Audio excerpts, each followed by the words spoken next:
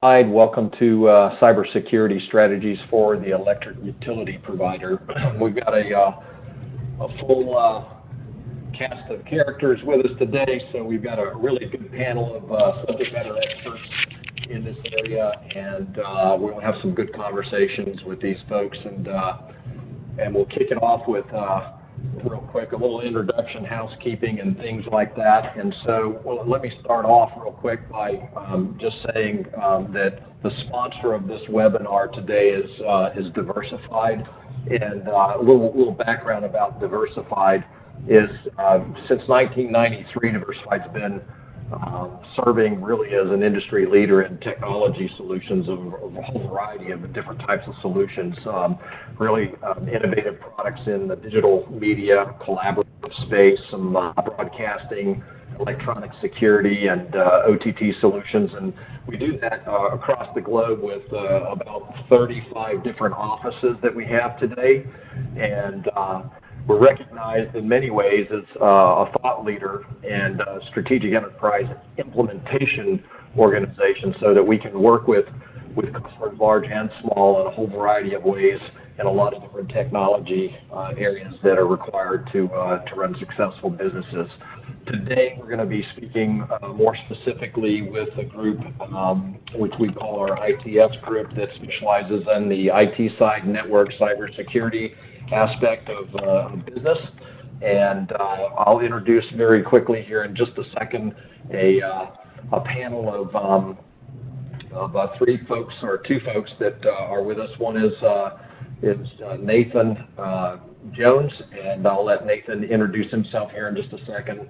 And then Chris, I'm not going to butcher your last name, but DeRozier is how it's pronounced in the United States. That's not the French pronunciation, correct? That's right, yes. Well done. Give us the French pronunciation real quick. DeRozier, yes. Okay, yes. I could have said that, I guess, but anyway, that's great. So why don't you give us a little background about yourself real quick, and then I'll kick it over to Nathan, and then we'll get this thing started. Sure, yeah. So Chris DeRozier, I'm out of the Arizona office. I am the Director of Cybersecurity Sales for Tech Data. Tech Data is a large international global distributor of technology products, including security products, data center solutions, et cetera. And so yeah, I've been involved in the security space for a number of years. OT is very interesting to me, and industrial control systems is very interesting to me. I think it's an area that certainly needs a lot of attention. We'll talk about that today, and I'm happy to be here, so thanks for inviting me. Oh, you're welcome. We're glad you're here. We're glad you're here. Nathan, real quick, tell us a little bit about yourself. Yeah, I'm Nathan Jones. I'm the Director of Sales for the ITS division that you mentioned, Robert, and we focus on the IT side of the technology space, from a diversified perspective. And I, for a number of years, have had a distinct interest in cybersecurity. One, given the proliferation of attacks that have happened, and how they're beginning to be more and more damaging. Right. When I first started in the industry, cybersecurity was more of a nuisance than it was anything. You're worried about people spamming your email address or whatever. But now the threat's real, and so excited to be here today and leveraging Diversified's experience in the electrical space and the distribution space to branch over into OT and industrial control systems and such. So looking forward to the discussion. Yeah, that's awesome. That's awesome.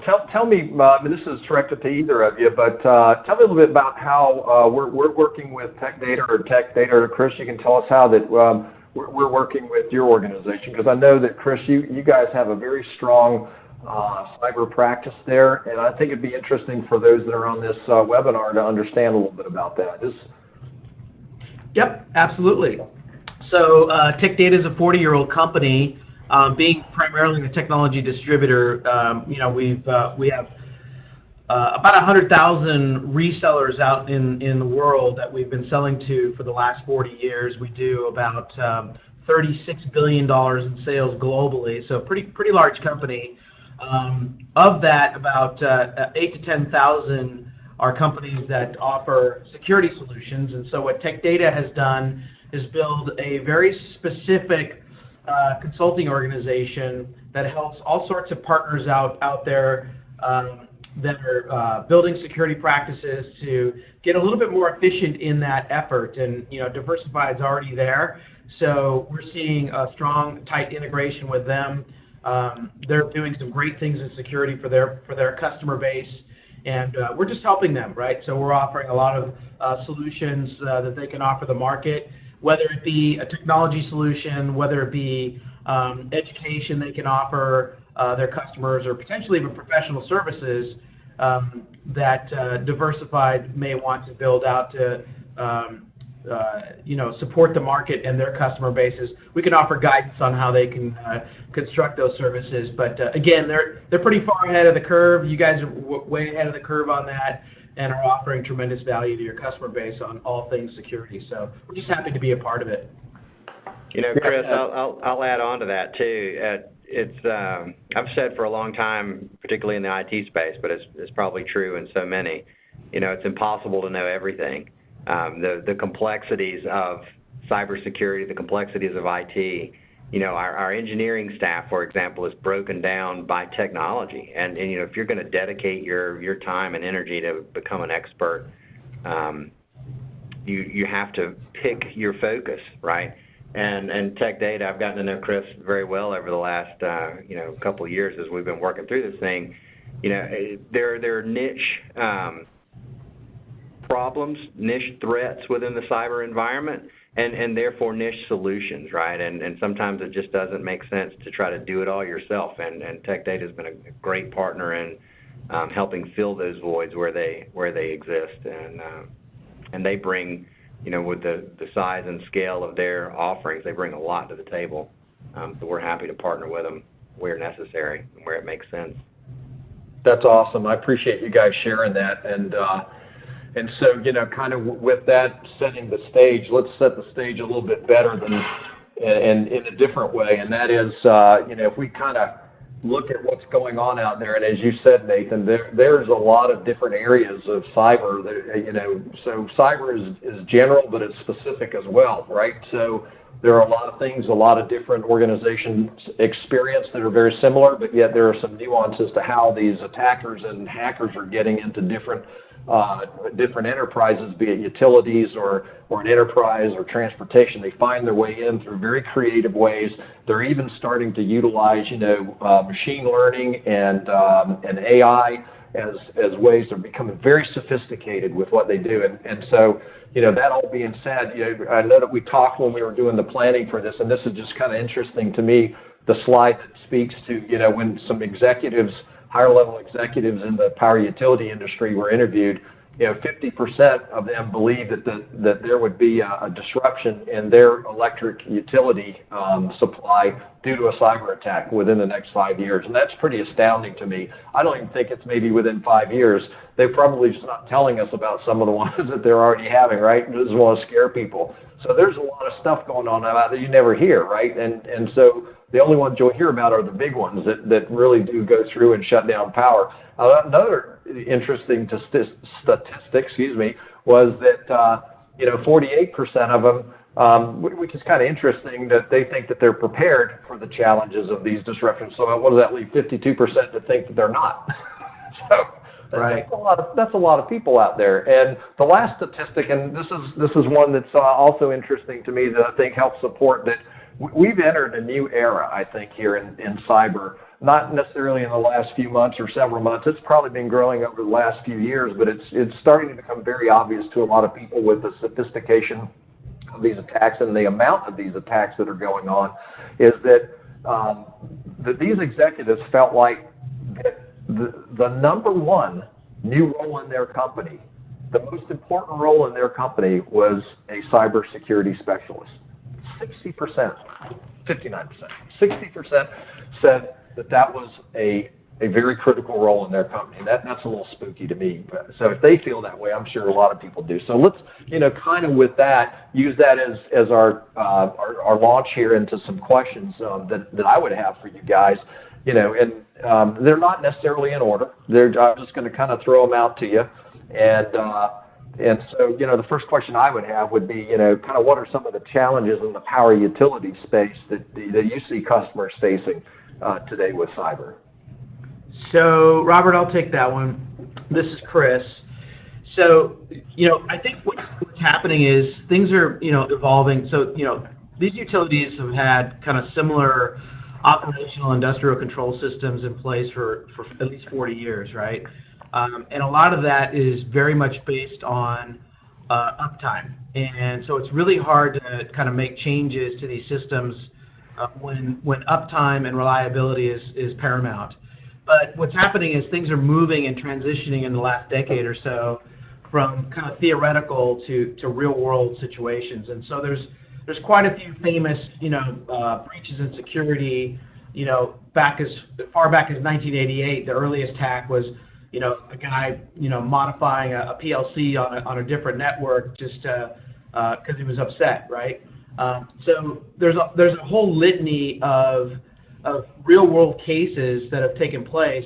Just last week, actually, the Wall Street Journal reconstructed what is generally known to be the worst hack in the nation's power system. And as opposed to kind of knocking at the front door, which is kind of what you think about, there's other things like stealing credentials, et cetera.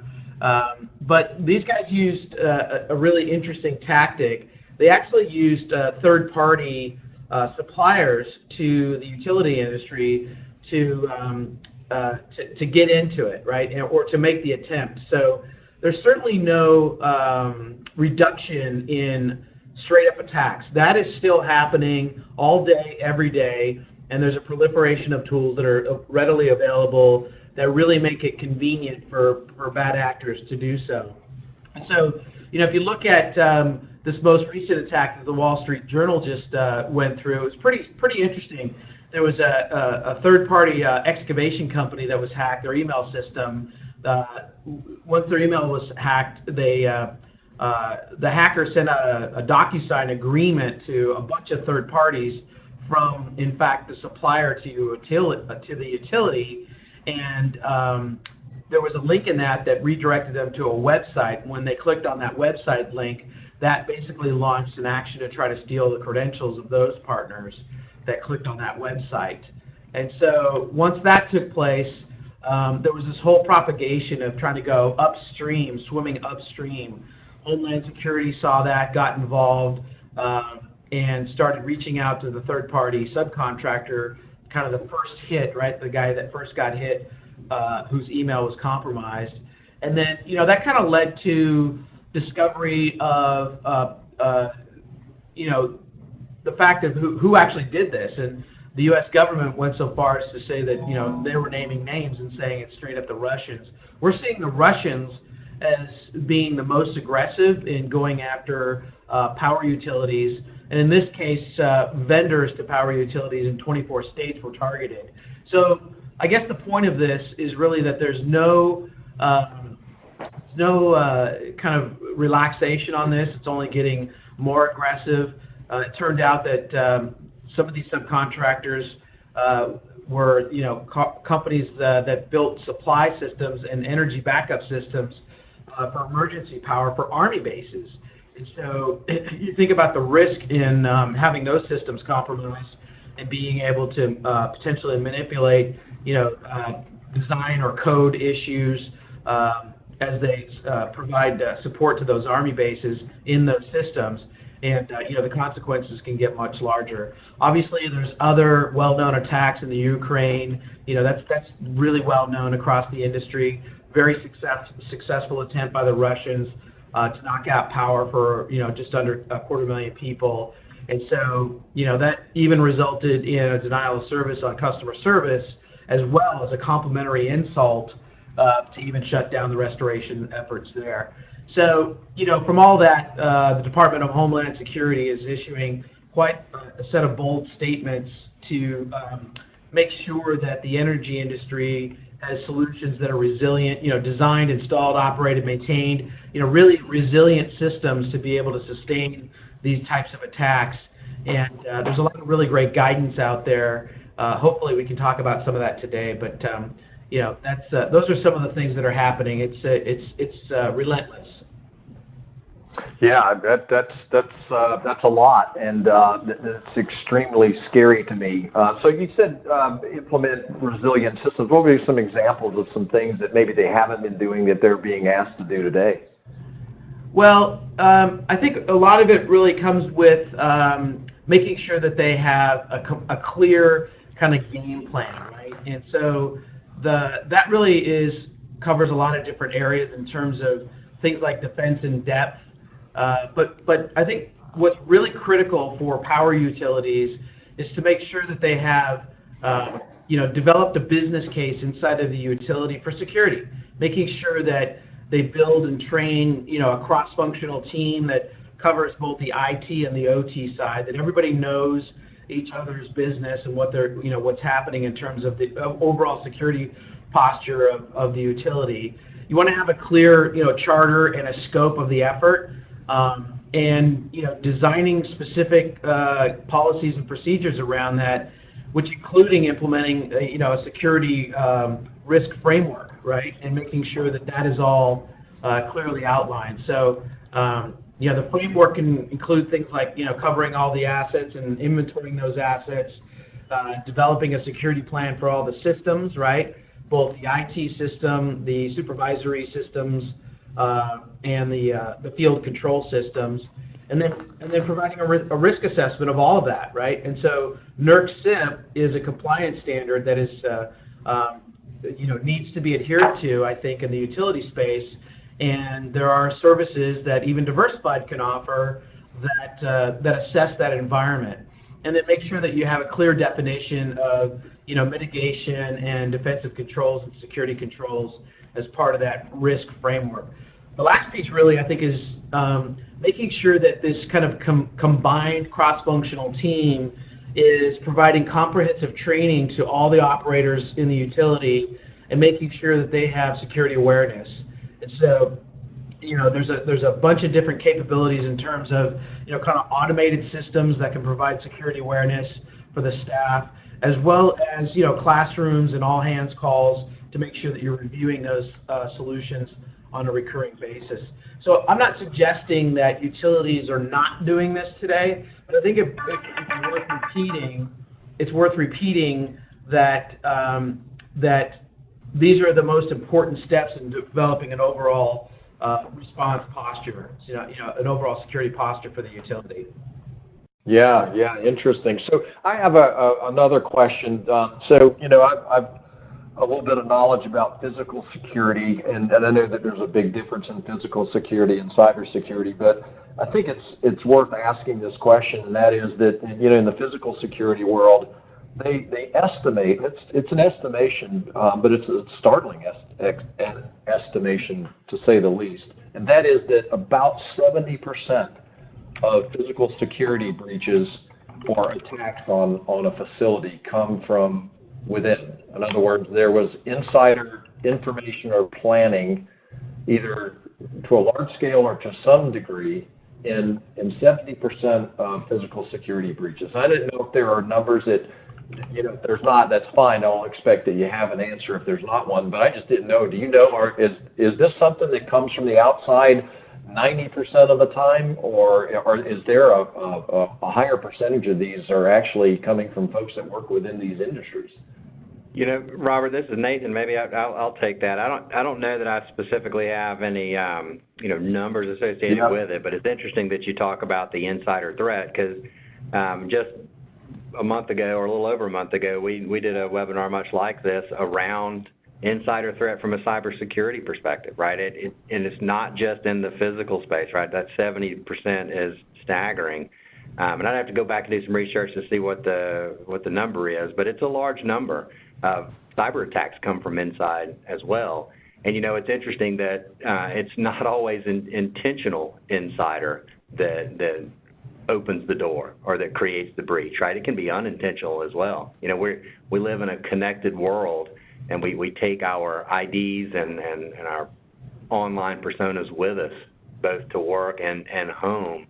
And sometimes those things overlap, and someone getting access to your credentials, someone understanding or figuring out your password schemes, and how you implement passwords, and that can translate from personal to professional use, and putting processes in place like Chris was talking about to make sure that you're approaching this from a holistic perspective is very important, because the threat is real, and it can happen from right inside your organization. And then, of course, there is the intentional inside threat, right?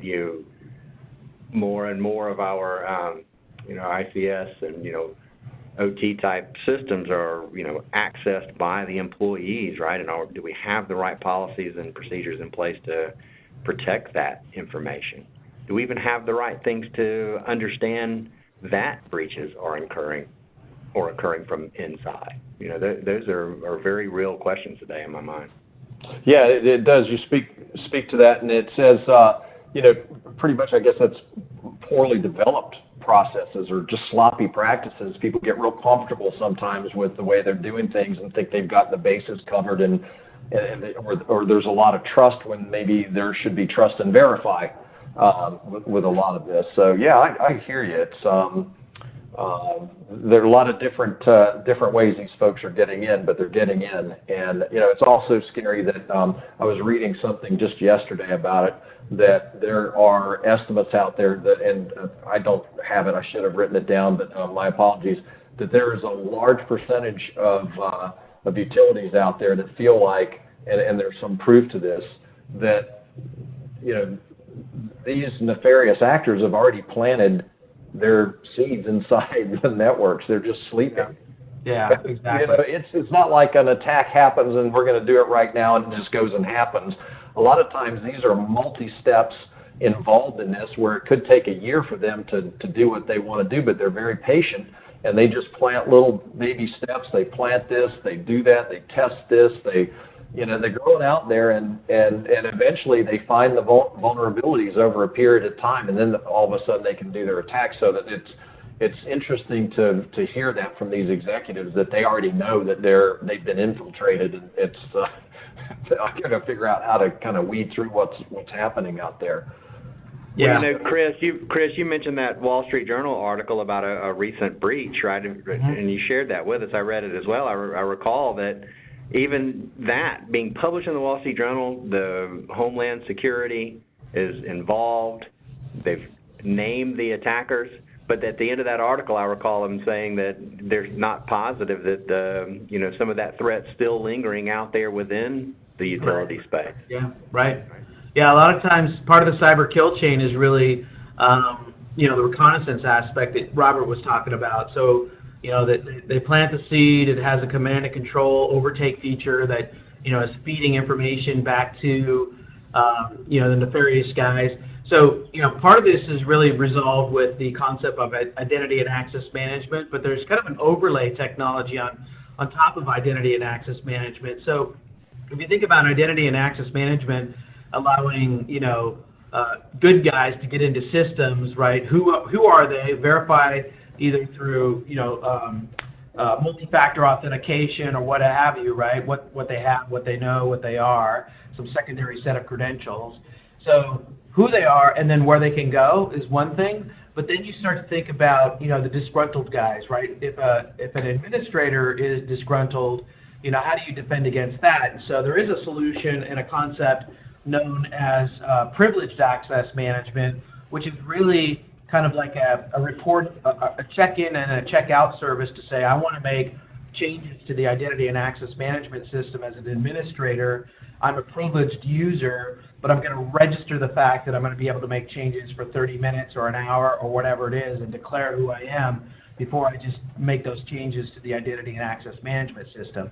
So it's kind of like a cop for the identity and access management system to make sure that there's an audit trail in place to do that. So, the security controls are becoming more mature. We're getting there, but what concerns me, and I think the rest of the industry, is the fact that, this whole concept of the convenience and the reporting capabilities of converging and collapsing IT and OT systems, right?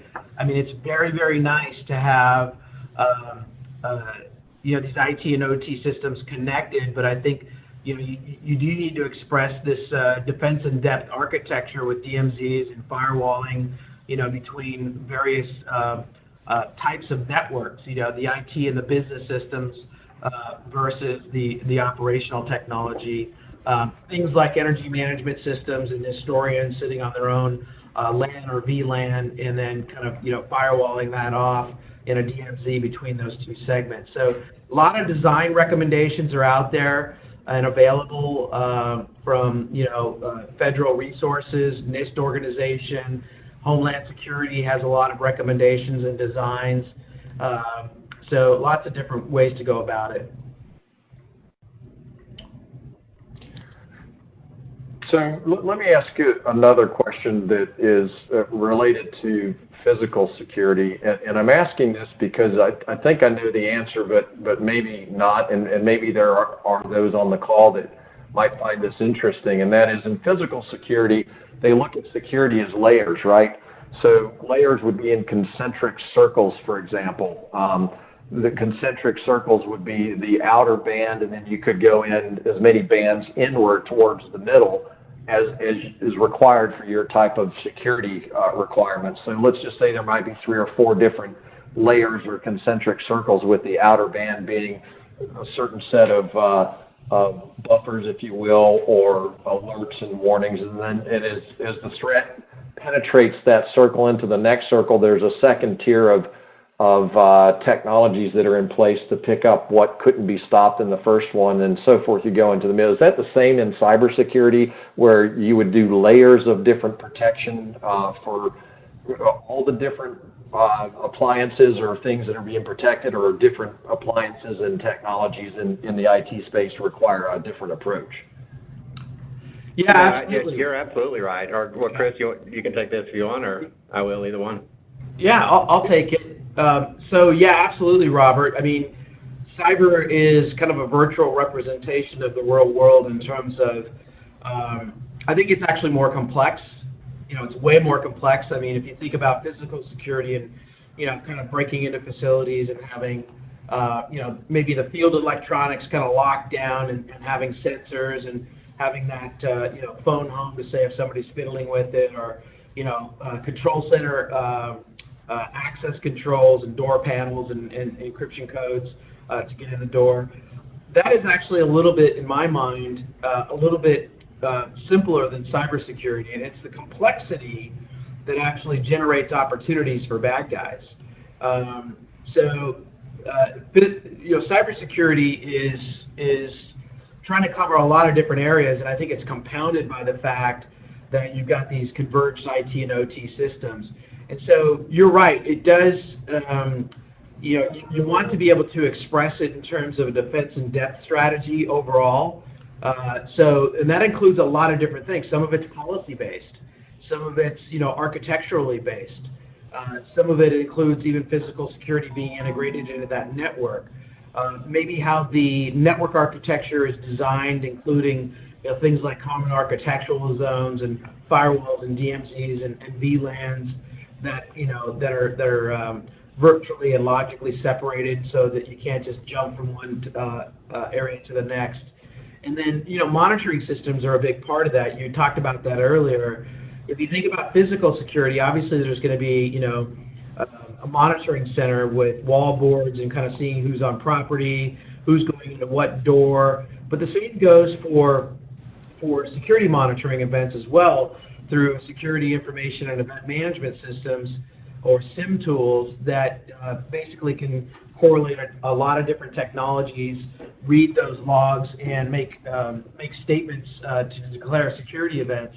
The same goes with that, right? And so there's a lot of different vendors out there that produce some pretty amazing technologies, I think, that can combine the inputs from operational technologies, various systems that run on that side of the house, on the industrial control system space, and then feed that into a master control panel to be able to report back to analysts on particular issues. The other piece of it, of course, in this whole concept of security and defense in depth, is this idea of the vendor management and third-party piece that I spoke about.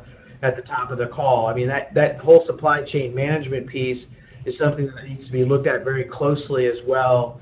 And then, of course, the human element, right? Just guys clicking on the wrong emails, right? Launching malware unintentionally. And then how do you create a culture of security among the entire utility enterprise, all the field workers, all the everybody that's running the control systems. They need to be part of this culture of community, and I think that really comes from the top down in terms of the management of that utility and that organization. Nathan, do you have anything to add on to that? Yeah, kind of adding on to that, and the idea of the concentric circles that you brought up, Robert, it reminds me of a conversation yesterday. I'll diverge a little bit. Talking with it was physical security related, the head of security for a hospital, and he told a story that, early in his career he was head of security for the Federal Reserve in the same metropolitan area where he is now. And he said when it was the Federal Reserve, security was a lot simpler because you just didn't let anybody in. You put up the gates and there's nobody coming in no matter what. Right. But a hospital has a different kind of concern in that they have to remain open 24/7 to people that are not part of the organization, right? You want family members to be able to get in and out as needed to visit the patients of the hospital. And so there's challenges with it. And relating that physical analogy to cyber, we have the same scenario now, I think, in a lot of ways, right? The closer we get to the operational technologies and to the industrial control systems, we can put up bigger, higher, stronger, thicker walls around the security of that.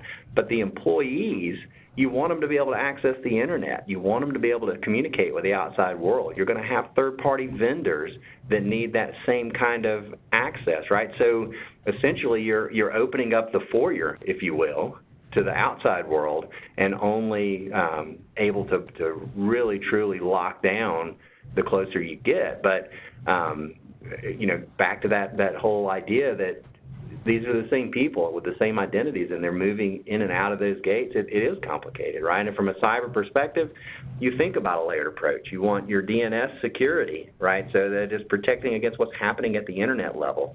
Then you have your firewalls, your next generation firewall. So what's happening inside of your network, all the way down to the device that the user is using and that sort of a thing, right? So cybersecurity has the same kind of layers, and and I think where the reason we're having this call and what's happening is those worlds are blending more and more and more. We have to be cognizant of that, and it's different policies depending on what point of entry you're talking about and what kind of system you're protecting.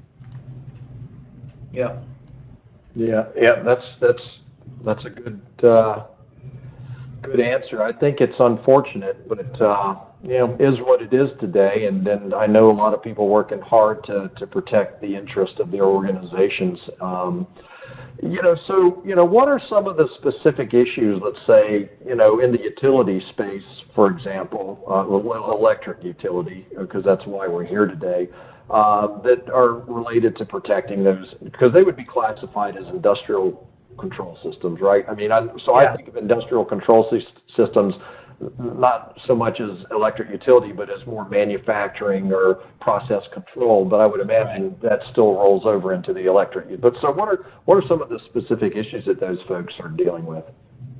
Yeah, I'll take that one. This is Chris. So, there's actually a lot of issues that are specific and foundational, I should say, to the electric utility, primarily because power energizes everything, right? So there's all these interdependencies and this idea of cascading failures. These are concerns, right? So the utilities, I think, are perfectly aware of the fact that they're kind of the center of the storm, if you will. So if you think about, interdependencies and the electric power infrastructure dependencies specifically, electric power powers telecom, right? Powers AT&T and Verizon. Powers banking and finance. Water systems, right? Oil, rail systems, air systems. Traffic control. roads, right? You need to have lots of, road management systems, et cetera. So there's this whole world of cascading failures and dependencies that I think the power grids are perfectly aware of. And then if you think about the infrastructure, right? If you think about electric power kind of being the center of the storm, they're going to need to provide power for the switches. In natural gas, they're going to have to provide power for compressors and storage and control systems. And then, all of these different processes, whether it be an oil facility, right, with pumping station storage and critical control systems. Think about their SCADA systems, right, their IT and OT systems, right. If they don't have power, obviously they're going to have backup systems, but depending on the length of the core utility's failure, sometimes they have years of supply for backup, and I think they would be smart and probably do plan for that contingency. But at some point, it's going to create an economic impact across the board, and I think those are kind of the big picture issues. Some of the other issues, I think, with power utilities and just kind of industrial control systems in general is just the overall complexity. The complexity just, it just creates opportunity. So, there's more and more access granted to more and more users, more and more business systems, more and more control systems, and there needs to be a clear purging of folks that leave the business, a clear purging of their credentials, and a policy that works around that. A lot of these OT and industrial systems for utilities and other businesses are just not built for security. The programmable logic controller, PLC, was invented in 1975, right? I mean, it just was not built for security, and it's really hard to retrofit that. And so you have to do that kind of in an out-of-band or a sideband solution that is purpose-built to be able to kind of inspect the security, not only of the device, but also the protocol to make sure there's no man-in-the-middle intercept. And so, you think about all of this interdependency, the complexity of systems, the legacy aspects, market restructuring, everybody's operating on more narrow margins all the time, right? Just being able to have engineering staff, access to funds to be able to fund a security program, and then just overall, information availability. I mean, if you want to be able to learn how to program, an RTU, right? Just go to the manufacturer's website and download the programming guide. That's all available, right? So bad guys know that, and so that just knocks out 90% of the complexity, and they can focus on, the real aspect of kind of getting into the system using hacker tools that are even readily available on the internet. So lots of different complexities and implications, I think, specifically around the core of the utility space, in my mind. Yeah. So I wanted to go back to something when we were first talking. I meant to ask you this earlier on, but it just kind of slipped away from me. But we talk about Russia and Iran and some other bad actors out there, being really the source of a lot of attacks. But is there a real distinction between and a larger number of state-sponsored actors out there versus what I would define as a cyber criminal that's on the private side? They're not state-sponsored. They're just just up to no good. Are most of these attacks coming from state-sponsored actors? Yeah, a lot of it. Yes. So yes and no. And here's the deal. So you kind of have your hobby hacker, right? You have your hacktivist, which is doing it for a philosophical cause, right? Then you have your cyber criminals, which are focused on specifically gaining financial. It's about fooling the secretary of the CFO to issue a check to a bank somewhere out in cyberspace, right? So these guys are financially motivated, the cyber criminals, and then you have the nation state guys. So if you think about Nadia Comaneci and the gymnastics, right? There was a whole industrial system of sports in Russia that bred a culture of sports that was state-sponsored, right? They put these hockey players and these gymnasts through this system. And so if you think about today's nation states, they're kind of pivoting toward basically the theft of intellectual property, using that same thought process, using that same nation-state resource to set up large laboratories and even training large groups of children to young adults to adults on the latest and greatest hacking techniques. And so if you think about, the new war, the World War III, it's really happening, in my opinion, at that level where you have nation states launching massive attacks with massive resources against each other to basically get a leg up on each other to steal intellectual property and design and ideas and capabilities that are beyond the pure cash theft, right? They're much far out ahead of that, and so that's what's, I think, changed in the last 10 years. And I think that's what makes the critical infrastructure that we're talking about today, power utilities being so special in terms of a target to them, for the reasons I spoke about earlier about the cascading interdependencies and all the downstream effects. So that's just kind of my response to that question, Robert. Hopefully, helps at least get my opinion across. Yeah, no, it is what it is with that answer. I just didn't know. I know that when you look at the states that are sponsoring this, they're probably looking more for disruption of services and correct and gaining intelligence as it relates to the ability to have an upper hand militarily or politically on economically, right? Yeah, stealing intellectual property, ideas, all sorts of the cyber criminal would be more interested in the dollars associated with what he does with databases, right? Like he can steal a bunch of databases, can resell them on the black market or whatever, or hold somebody at ransom. So, ransomware, pay me in Bitcoin, anonymous currency. It's a mature industry. It's beyond the cottage industry.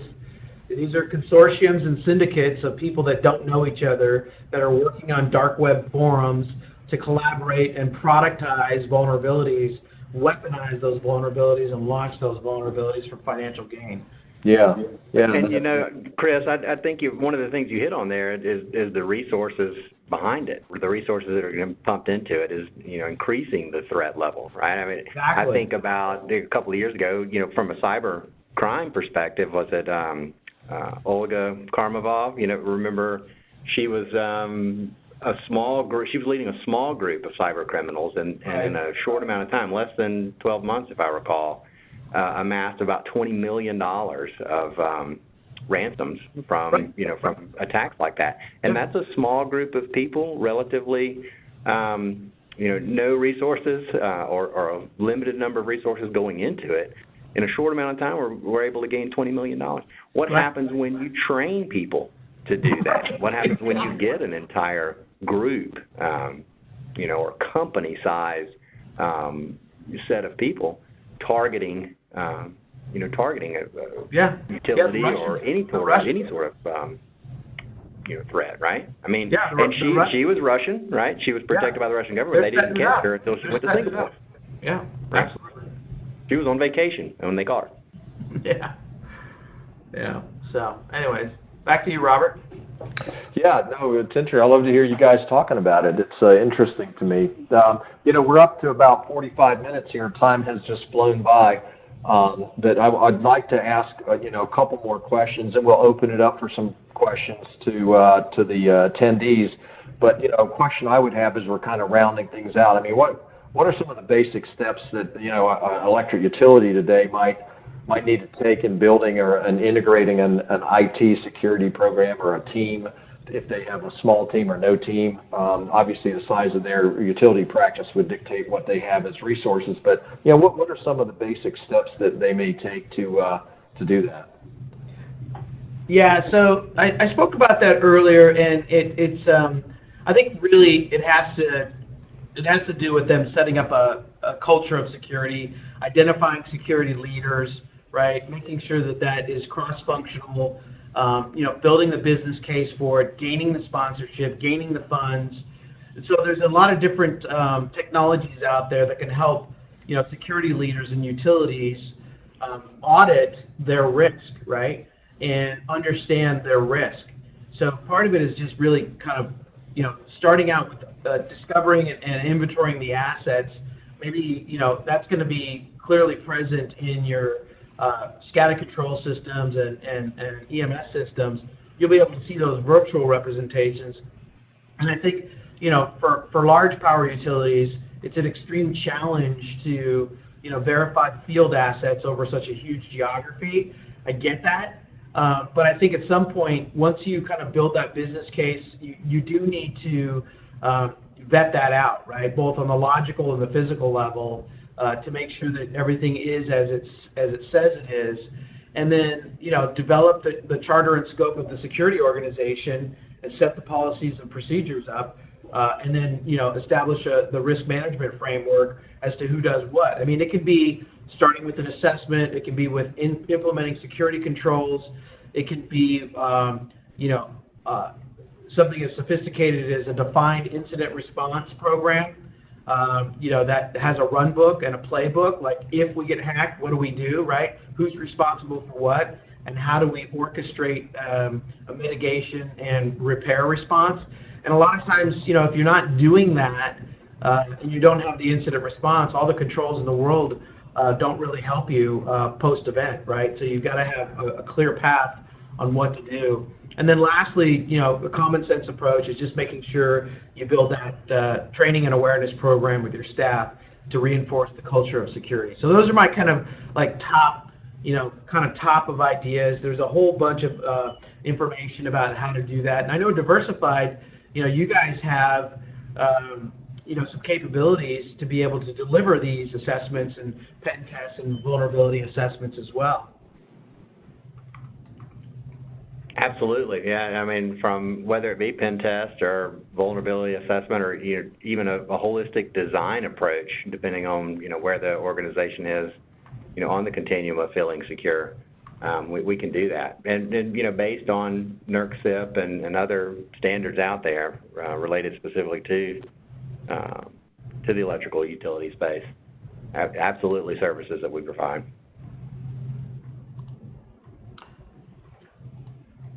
So let's do this. Like I said, we're coming up now on 50 minutes. This has been great. I've enjoyed hearing you guys talk about this. It's an area that I'm interested in. Let's open it up to see if we have any questions from the attendees. And Lisa, I'm not sure if you're still with us, if you have any questions that have come in. Hi there. Yes, of course I am. There's a question. How are cyber criminals leveraging machine learning to conduct campaigns? Yeah, that's a great question. So I think what's happening is, and I was in a conference with Bob Kalka. He's the VP of Security over at IBM a couple months back. And I asked him that same question. And what's happening is I've seen a report recently where there was a research paper done, and I can't remember I can find it in a minute. But there was a research paper done about investments in intelligent security defensive systems and intelligent security offensive systems. And the core of it is both machine learning and even a step further, AI, right, which is autonomous decision making. And so machine learning is really just the idea of if-thens and lots of different, noticing of patterns and things along those lines. So when I met with Bob, I asked him that same question, like, where do you see this going in the future if things like, IBM's QRadar SIM solution, which is a very sophisticated event correlation engine, if that's being enhanced with IBM's Watson plugin to be able to add the machine learning capability to even make more sense of the correlation of events that are out there, what can be said about what the bad guys are doing? And so when he answered, he said, it's an arms race, right? Both sides are doing it. And then later on, I found a report, I think it was the Ponemon Institute, that suggested that the cyber criminals are actually outspending the enterprises on the planet on a 10-to-1 basis, and is in terms of investing in developing machine learning and AI technologies to jump ahead of what enterprises are doing from a defensive perspective. And so that specific metric was absolutely terrifying to me, to think that, the cyber criminals are being successful. They are getting a bunch of money, right? They're harvesting it through ransomware or whatever you have, and they're hiring teams to be able to build these machine learning and AI engines based on either traditional consumption models through companies like IBM and Google that are developing it legitimately, right? Or through potential open source capabilities as well, and experimenting. So there's a lot of energy being spent on both sides as to where we're headed with that. And but the interesting thing is, when I talked to Bob, we wrapped up that conversation. He said, you know what?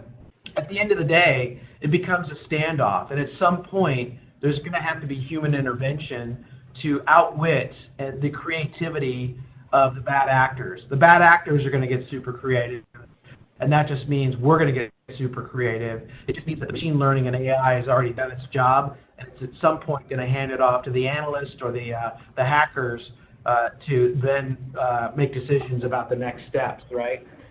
So that's kind of my perspective on where I think it's been, and even more so where I think it's going. Lisa, anything else? No, I don't see anything else in the Q&A at this time.